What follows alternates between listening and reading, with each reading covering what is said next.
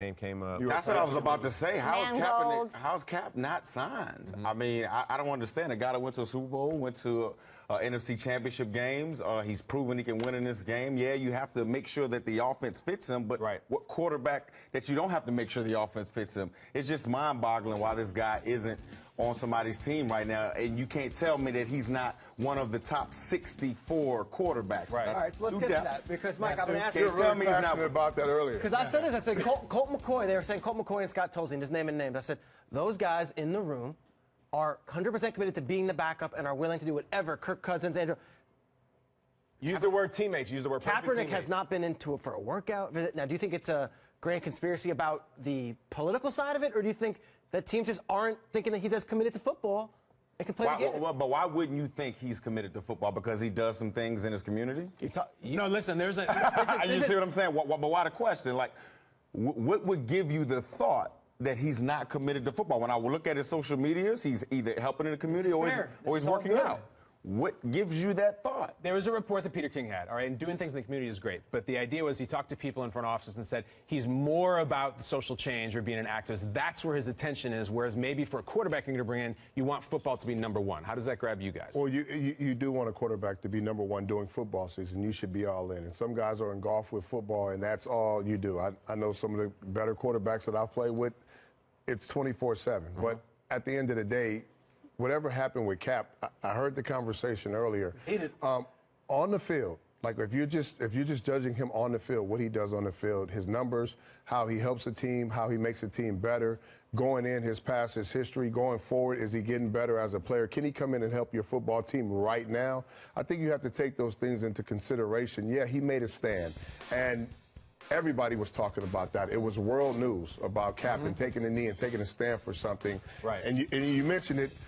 We don't, okay, whatever happens now as far as what he decides to do, that's outside of football. I think the biggest things for a team, is he going to be a distraction? Right. I think that's the biggest question right now for teams. Is he going to be a distraction, or is he going to come in and help teams win football games? And some of those guys you mentioned, there's never any disrespect, but they're backups for a reason. Absolutely. It's good to be a guy in the meeting room that can sit there and cheer on the number one guy and be a good teammate. But when that guy goes down, you still want to be able to win football games, right? Yes. You still want to be able to go out and compete and win football games, right? So you want the best players that gives you the best opportunity to win football games as your backup on your roster, regardless of the situation.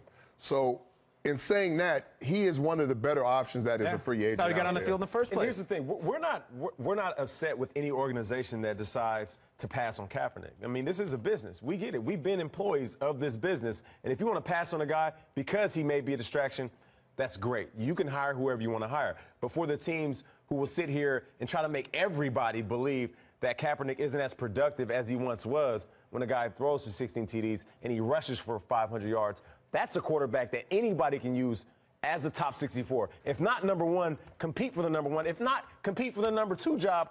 Number three, and that's the only argument that we're making. He's never once came out and said, I'm going to play for a certain dollar sign. He's never once came out and said, I don't want to play football anymore. He's never once come out and said, I want to do other things more than I want to do the NFL, but we're making all these assumptions. And I think that's what we're doing as a fan base and even some of these organizations. And it's going to be their fault, and it's going to be at their detriment when their number one goes down. Look at what the San Francisco 49ers did to him, and I hate to say it that way. You have his head coach in Harbaugh, who was there, who was bringing players in that complemented his skill set, had the right coaches around him that really made sure that he was comfortable, right? You let him go out of the door. He takes he signs a contract that was more team friendly, thinking, hey, you're going to take this extra money and make sure that my guys stay here. Well, the coach leaves, the offensive coordinator leaves, all of his weapons leave. You let Frank Gore leave. You let defensive struggles. You let all these guys leave. Offensive line all leaves. Then you bring in an offensive coach who leaves the defense on the field most of the game.